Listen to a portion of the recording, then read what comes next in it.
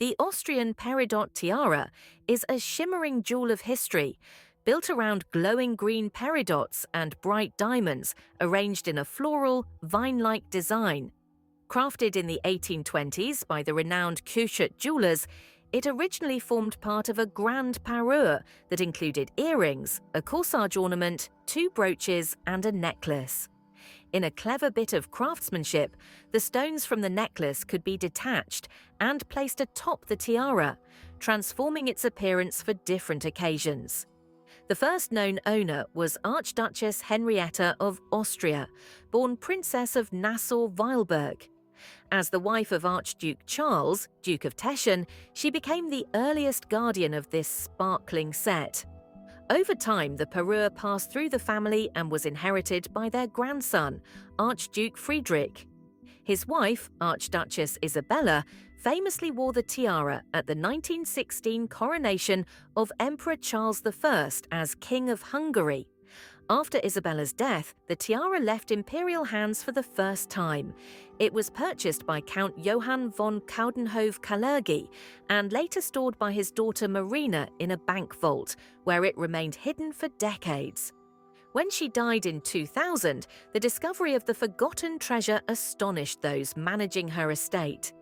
In 2001, the parure surfaced at Sotheby's and sold for around $400,000. The buyer, Fred Leighton, a jewellery house known for antique masterpieces, later sold the set to philanthropist Lily Sapphire. In 2012, the earrings and brooch reappeared at Christie's, but the fate of the tiara itself has since slipped back into mystery. The Bulgarian Fleur-de-Lis Tiara is a dazzling blend of elegance and royal drama, a piece that has travelled through generations of exiled monarchs and unforgettable celebrations. Its story begins with Princess Marie-Louise of Parma, who received the tiara as a wedding gift from her fiancé, Prince Ferdinand of Bulgaria. Crafted by Coquette, it glowed with rubies and emeralds, the colours of the Bulgarian flag, set among brilliant diamond fleur-de-lis. She first wore it at their wedding and continued to appear with it in portraits, becoming inseparable from the tiara's early identity. After her untimely death, the jewel passed to the next generation. Princess Giovanna of Savoy wore it at her 1930 wedding to King Boris III in Sofia, during ceremonies that blended both Catholic and Orthodox traditions. Even after the Bulgarian monarchy fell in 1946, she preserved the tiara and later wore it at major family events, including the glamorous 1955 royal wedding of her nephew. The tiara continued its journey when Giovanna lent it to her daughter, Princess Marie-Louise, for her own wedding in 1957. A few years later, it became the treasured possession of Doña Margarita, who married the future King Simeon II in 1962. She wore it proudly at her wedding in Switzerland and during grand European galas in the decades that followed. As time passed, however, the tiara's fate grew uncertain. Reports suggest it fell into poor condition and could not be displayed publicly. Though the royal family hoped one of their daughters or daughters-in-law might revive the tradition, no bride chose to wear it. According to experts, the tiara eventually entered a private art collection, sold along with many other royal jewels. A piece of history, glittering with centuries of celebration, exile, and tradition, the Fleur-de-Lis tiara remains a legend of the Bulgarian royal legacy. At the start of 2023, Sotheby's announced the auction of a rare and little-known jewel once worn by Diana, Princess of Wales, the Attallah cross. This striking amethyst and diamond pendant, created in the 1920s by the prestigious jeweller Garrard, was a piece Diana borrowed several times from the father of its current owner. Its starting estimate ranges from €90,000 to €136,000. A reflection of both its craftsmanship and its connection to one of the most iconic women of the 20th century. According to Christian Spofforth, head of Sotheby's jewellery department in London, the pendant is expected to attract collectors of royal jewels, as well as admirers of Diana who dream of owning a small piece of her story. Designed in the dramatic fleuret style, the cross features square-cut amethysts framed by rounded diamonds, forming a bold floral-inspired silhouette. Weighing 5.25 carats and measuring roughly 136 by 92 millimeters, the piece made one of its most memorable appearances in October 1987. Diana wore it over a deep plum Elizabethan-style gown by Catherine Walker at a charity gala for Birthright, an organisation devoted to protecting women's rights during pregnancy and childbirth. The cross was originally purchased in the 1980s by Naim Attallah, a British-Palestinian businessman, author, and recipient of the Order of the British Empire. Because of his close friendship with the princess, Diana was able to borrow the pendant for public events and even for private occasions. No one else ever wore it, and after her passing, the jewel disappeared from public view. "My father and Diana were friends," Attallah's son recalls. "I remember her visiting him often at the Garrard store on Regent Street, borrowing the pendant she loved so much." Now, decades later, the Attallah cross returns to the spotlight, carrying with it the unmistakable legacy of the Princess of Hearts. The Chaumet Curvalineia tiara is a graceful sweep of pearls and diamonds, set in gold and silver and shaped into soft flowing lines. Created around 1930, it reflects the elegant transition from Art Deco geometry to a more fluid, modern style, a piece that seems to move even when it rests perfectly still. Decades later, in the 1990s, the tiara found new life in the spotlight when Princess Isabel of France, Countess of Paris, wore it to a number of high society events. Born Princess of Orléans-Braganza, she carried the tiara with a quiet, regal confidence, helping solidify its reputation as one of Chaumet's most refined designs. Its most unexpected modern appearance came in 2015, when Chinese actress Angela Balbi chose the tiara for her wedding, an event widely described as the most extravagant in China's history. Loaned directly from Chaumet, the piece added a sense of vintage European glamour to a ceremony watched by millions and discussed around the world. Its delicate curves and luminous pearls made it a perfect complement to her fairy tale bridal look. Today, the tiara remains part of Chaumet's own collection. It continues to travel the globe, appearing in exhibitions where visitors can admire its harmonious lines up close. A blend of heritage craftsmanship and timeless beauty, the Chaumet Curvalineia tiara shows how a jewel from the 1930s can still captivate audiences nearly a century later. The story of Greece's antique corsage tiara begins not as a crown at all, but as a simple corsage brooch sparkling with pearls and diamonds. Over time, this unassuming ornament transformed into one of the most beloved bridal tiaras of the Greek royal family. Greece has always cherished the idea of a head wreath. From ancient Olympic champions crowned with laurel to heroes and rulers of legend, the circular crown is woven into the country's identity. So it's no surprise that modern Greek royals continued that tradition. Queen Anne-Marie herself is known for her dazzling collection of tiaras, proof, as the Greeks like to say, that a little brilliance outweighs any fading throne. The antique corsage tiara began its journey with Princess Louise of Prussia, later Grand Duchess of Baden. After her death in 1923, the piece passed to her daughter, Queen Victoria of Sweden. Eventually, it was gifted to Princess Ingrid when she married Denmark's Crown Prince Frederik in 1935. Ingrid often wore the corsage as a brooch or necklace. Following Scandinavian custom, Ingrid's daughters received their first tiaras at 18. For the youngest, Princess Anne-Marie, the old corsage was transformed into a delicate floral tiara of diamonds and pearls, complete with a removable central pearl element. Earrings and a brooch were also created from the original design. Anne-Marie wore her new tiara at her farewell dinner shortly after turning 18, and within weeks she became Queen of Greece after marrying King Constantine II in Athens. Though she eventually had access to grander jewels, the antique Corsage tiara remained a sentimental favourite. In exile after the fall of the monarchy in 1973, the family continued to treasure it. When Anne-Marie's daughters, Alexia and Theodora, came of age, they too wore the tiara. In recent years, it has become the unofficial wedding crown of the Greek royals.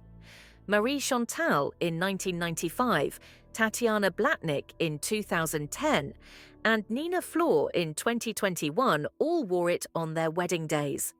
The monarchy may be gone, but the jewels remain, quiet witnesses to a disappearing royal world waiting for their next chapter to unfold. The diamond lozenge, tiara of Queen Mary, is one of those royal jewels that history almost forgot. Queen Mary, consort of the United Kingdom and Ireland, was a passionate collector of jewellery, constantly adding to her trove. Yet, even in her vast collection, some pieces slipped into obscurity, like this delicate lozenge-patterned tiara. Queen Mary debuted the tiara in 1935 at the Leicester Square premiere of The Ghost Goes West. Designed in a Kokoshnik style, the tiara featured diamond lozenges and 13 pearl spikes crowning its top. By 1946, however, Mary removed the pearls. Some historians speculate these pearls were later reused in her famous Knots of Love tiara. Both sets match in number and feature removable mounts, reflecting Mary's fondness for versatile designs. A decade later, the tiara found new life when Mary lent it, without the pearls, to her granddaughter, Princess Margaret. Freshly 18, Margaret wore it to the inauguration of Queen Juliana of the Netherlands in September 1948. This was Margaret's first major official duty, representing her father, King George VI, and her mother, Queen Elizabeth, as Princess Elizabeth was pregnant with Prince Charles at the time. Margaret wore the diamond lozenge on several occasions, during a 1950 state visit by Queen Juliana and Prince Bernhard to Britain, and finally in 1965 at a formal reception. After that, it vanished from public view for decades. Its current whereabouts remain a mystery. Some speculate that the famously rebellious Princess Margaret, known for her London nightlife, romances and extravagant parties, may have secretly sold the tiara to settle debts, making the lozenge a lost treasure of the royal collection.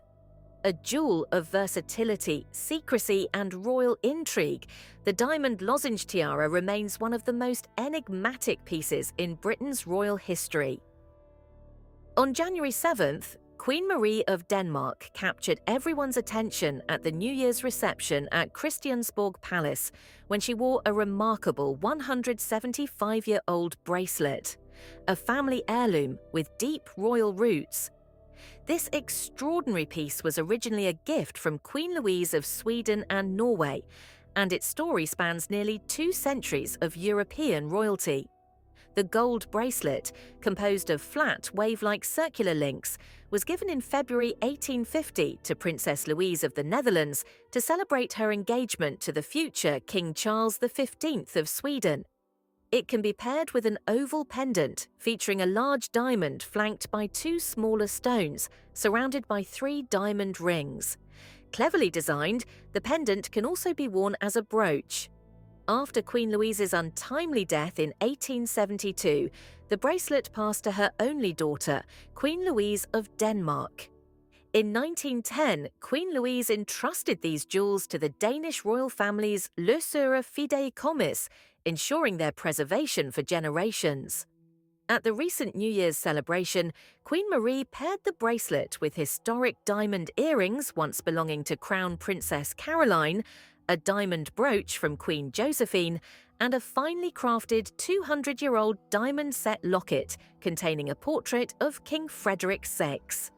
This locket, originally made for Amelia of Leuchtenberg, later passed through Queen Josephine to Queen Louise of Denmark, establishing a tradition of showcasing royal portraits in such ornate frames. Completing her ensemble, Queen Marie also wore the Star of the Order of the Elephant and the Grand Commander's Cross of the Order of Dannebrog, the latter reserved for royal family members. The engagement bracelet of Queen Louise remains not only a masterpiece of craftsmanship, but also a vivid symbol of royal heritage, a jewel whose brilliance continues to dazzle more than 175 years after it was first gifted. Among the countless treasures of the Dutch royal family, one piece stands out: the sapphire necklace tiara. Last December, Princess of Orange, the heir to the Dutch throne, wore this exquisite jewel at a formal dinner celebrating Prince Christian of Denmark's 18th birthday, instantly drawing admiration for its beauty and rich history. The story begins in 1879, when Queen Emma of the Netherlands received the necklace as a royal gift. 11 oval cashmere sapphires, deep as the ocean, were set in gold, accented with trefoil motifs and heraldic lilies, symbolizing beauty, purity, and loyalty. The necklace complemented a sapphire bow brooch and other sapphiric pieces, forming a complete ensemble that adorned Queen Emma in countless Victorian-era portraits, including her daughter, Queen Wilhelmina's coronation. The necklace passed to Queen Emma's granddaughter, Crown Princess Juliana, who wore it for her 1937 wedding and during state visits, often paired with sapphire tiaras or diamond bandeaus. Juliana's daughters, Beatrix and Irene, inherited the piece, though it remained largely hidden until 2009, when jeweller Steltmann transformed the historical necklace into a tiara. 6 elements from Queen Wilhelmina's jewels crowned the tiara, giving it a new life while preserving its legacy. Princess Margrethe debuted the sapphire tiara ensemble in 2009, paired with matching earrings, and it has since graced Princess Maxima and Princess Mabel at major state and gala events. In 2023, Queen Maxima paired the tiara with the trellis diamond necklace, while Princess of Orange styled it for a formal dinner in honor of Prince Christian. From necklace to tiara, across generations and royal ceremonies, this jewel embodies the elegance, versatility, and enduring heritage of the Dutch monarchy, shining as brightly today as it did over a century ago. Among the many treasures once owned by Grand Duchess Josephine Charlotte of Luxembourg, few are as captivating as her iconic emerald peacock tiara. Josephine Charlotte, who passed away in 2005, was known for her impeccable taste and regal elegance, and this remarkable jewel perfectly reflects her style. Designed by Van Cleef and Arpels after her marriage to Grand Duke John, the tiara features a sweeping, fan-shaped motif reminiscent of a peacock's tail. Its brilliance comes from a collection of emerald drops that once belonged to her mother, Queen Astrid of Belgium. These stones are believed to have originally formed part of a Napoleonic-era emerald tiara or necklace, giving the piece an aura of historical romance. One of the most charming details is its versatility. The tiara can be transformed into a sophisticated necklace. Josephine Charlotte debuted it in the mid-1950s at a gala in the Drottningholm Palace Theatre and continued to wear it at major royal celebrations, including the weddings of King Constantine II of Greece in 1964 and Queen Margrethe of Denmark in 1967. In 1968, she appeared with the piece worn as a necklace during an official visit to Belgium and later showcased it at royal weddings and state visits throughout the 1970s and 1980s. She even lent it to her daughter, Archduchess Marie Astrid of Austria, for a grand wedding celebration in 1982. During the 1990s, the Grand Duchess posed for several official portraits wearing the emerald jewel, often paired with her Chaumet emerald tiara. Thankfully, when part of her collection was sold after her passing, the peacock tiara remained within the family. Since then, it has appeared only a handful of times: on Princess Tessie in 2008, Grand Duchess Maria Theresa in 2010, and Archduchess Marie Astrid in 2012. Though it has not been seen in public since, many hope this dazzling masterpiece will one day return to the spotlight, shimmering once again with its legendary emerald glow. Fabergé's creations have long been considered some of the finest masterpieces in the world of jewellery. More than a century after Carl Fabergé crafted his legendary works in Imperial Russia, the brand continues to captivate collectors and connoisseurs. And recently, one of these dazzling treasures appeared on none other than Queen Camilla. On February 13th, the King and Queen of the United Kingdom visited the International Centre in Middlesbrough. During the trip, Camilla delighted everyone with an unexpected moment of spontaneity. She picked up a paddle and played a round of table tennis, laughing as she admitted she used to play a bit in her youth. The light-hearted exchange reminded people of her warmth and approachability, but it wasn't only her friendly energy that drew attention. As always, Queen Camilla elevated her look with exquisite jewellery, this time turning to the legendary House of Fabergé. Her Imperatrice sapphire tassel earrings shimmered beautifully, each delicate strand echoing the movement of her gestures and highlighting her refined taste. To complete her ensemble, Camilla added a distinctive two-part brooch, a sapphire and diamond butterfly paired with a smaller jeweled bee. The playful combination added character while subtly nodding to her love of symbolic pieces. Interestingly, the tassel earrings echo the spirit of the historic Hesse Diamond Jubilee brooch, created by Fabergé in 1897 for Queen Victoria's 60th anniversary on the throne. That heart-shaped jewel, set with diamonds and a deep sapphire, was rediscovered more than a century later when Camilla, then Duchess of Cornwall, wore it during her 2007 visit to the United States. The brooch has since become one of her signature pieces, appearing at several major events, including the funeral of Queen Elizabeth II. One can only hope that someday Queen Camilla will pair the magnificent Fabergé earrings with the iconic heart-shaped brooch, allowing both pieces to shine together in all their historic splendor. In search of a lost treasure, who holds Princess Mary's tiara today? On March 28th of this year, 60 years passed since the death of Princess Mary, Princess Royal and Countess of Harewood. As the only daughter of King George V and Queen Mary, she grew up surrounded by tradition, duty, and of course magnificent jewels. Among her treasures, one piece stood out above the rest, the dazzling Harewood diamond scroll tiara. The story of this tiara begins in 1922, when Princess Mary married Viscount Lascelles, later the 6th Earl of Harewood. As a wedding gift, she received a collection of extraordinary jewels, including the tiara that would become her signature piece. Crafted by Garrard, the tiara incorporated diamonds from the ancestral Clan Ricard collection, gems rediscovered after spending more than a century locked away in a bank vault. They had belonged to Viscount Lascelles' eccentric cousin, the last Marquess of Clan Ricard, who left behind both a curious legacy and an unexpected treasure chest. Soon after her wedding, Princess Mary debuted the tiara paired with sapphire and diamond jewels once owned by Queen Victoria. She wore the ensemble for a diploma ceremony at Buckingham Palace, where official portraits captured her in all her radiant elegance. Throughout the decades, Princess Mary wore the Harewood diamond scroll tiara at countless state occasions. She appeared in it during the French state visit to Britain in 1939, and she chose it again for the coronations of her brother, King George VI, and later her niece, Queen Elizabeth II. Whether she paired it with Queen Victoria's sapphire necklace or her own Russian sapphire corsage, the tiara always seemed to fit perfectly into the pageantry of royal life. The tiara continued to accompany her well into the 1950s, to Covent Garden performances, royal galas, and state visits from Sweden, Ethiopia, Germany, and Belgium.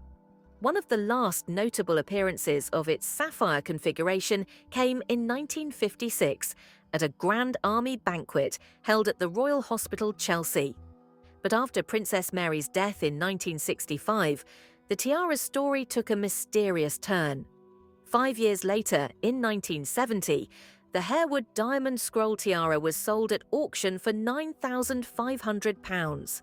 Her sapphire and diamond brooches were also sold, some even during her lifetime. While certain jewels resurfaced, like Queen Victoria's sapphire tiara, now proudly displayed at the Victoria and Albert Museum, others vanished into private hands, their whereabouts still unknown. The Harewood diamond scroll tiara became one of these lost treasures. Collectors and historians have searched for decades, hoping to trace its new owner, but no confirmed information has ever emerged. Its disappearance has only deepened the intrigue surrounding it. And yet, although the tiara itself may never reappear, its legacy lives on. Photographs, portraits, and royal archives allow us to admire its beauty and remember Princess Mary, a woman whose life was woven into the history of the British monarchy. The story of her jewels reminds us that these pieces are far more than ornaments. They are witnesses to eras, carriers of memory, and silent storytellers of the people who once wore them. Queen Emma's Opal Brooch, a century of royal elegance in a single jewel. Every year on March 20th, the Netherlands remembers two remarkable women whose names are woven into the fabric of the nation's history: Queen Emma and her beloved granddaughter, Queen Juliana. Today, we turn our attention to a jewel that beautifully symbolizes their grace and legacy: Queen Emma's opal brooch. Crafted in the late 19th century, this exquisite piece has witnessed over a century of royal tradition, passing from one generation of Dutch monarchs to the next. The brooch was commissioned by Queen Emma herself in the 1890s and created by the court jewelers Eduard Schuurman and Company in Frankfurt. Designed as a stylized trefoil, it represents the three branches of the Dutch royal family. The shape is delicately filled with glittering diamonds that add both sparkle and refinement. At its heart lie four luminous milky opals, stones long associated with purity, hope, and peace. One of the opals is encircled by small diamonds, creating the illusion of a star glowing at the center of the brooch. Crowning the trefoil is a deep red ruby, a vivid symbol of strength and determination. Queen Emma wore the brooch often, making it an integral part of her royal wardrobe. Archival photographs preserved by the Dutch Royal Jewel Foundation show her daughter, Queen Wilhelmina, also wearing the piece in the early 20th century. After Emma's death, the brooch passed to Queen Juliana, who continued the tradition, wearing it during major national events such as Prinsjesdag in The Hague. In the 1960s, the brooch was inherited by Princess Margriet, Juliana's younger daughter, who added her own flair by styling it as a hair ornament. Decades later, in 2013, Queen Beatrix chose the opal brooch for her state visit to Brunei, a subtle yet powerful nod to her heritage. The jewel continued its journey when Queen Maxima brought it back into the spotlight. During her 2023 state visit to Belgium, she paired it with ruby blossom earrings, creating a modern yet regal look. That same summer, she wore the brooch again during her trip to the United States, including a stop in Atlanta. And in January 2024, she selected it once more for an important engagement in the village of Dinterlord, reinforcing its role as a cherished symbol of continuity. Queen Emma's opal brooch is far more than an accessory. It is a royal heirloom that links generations. Each appearance of the brooch feels like a quiet conversation with the past, a tribute to the women who wore it with dignity and pride. Over time, the jewel has gained a meaning that goes beyond status or ceremony. It has become a representation of family bonds and the historical identity of the Dutch monarchy. Experts who study royal jewels admire the brooch for its impeccable craftsmanship and thoughtful symbolism. It is a masterpiece of late 19th century jewellery design and a valuable lens through which we can better understand the era in which it was made. Looking ahead, There is no doubt that Queen Emma's opal brooch will continue its brilliant journey. It will shine at future state visits, royal celebrations, and official engagements, reminding the world of the Dutch royal family's enduring elegance. More than a jewel, it is a symbol, one that will live on, inspiring admiration for generations to come.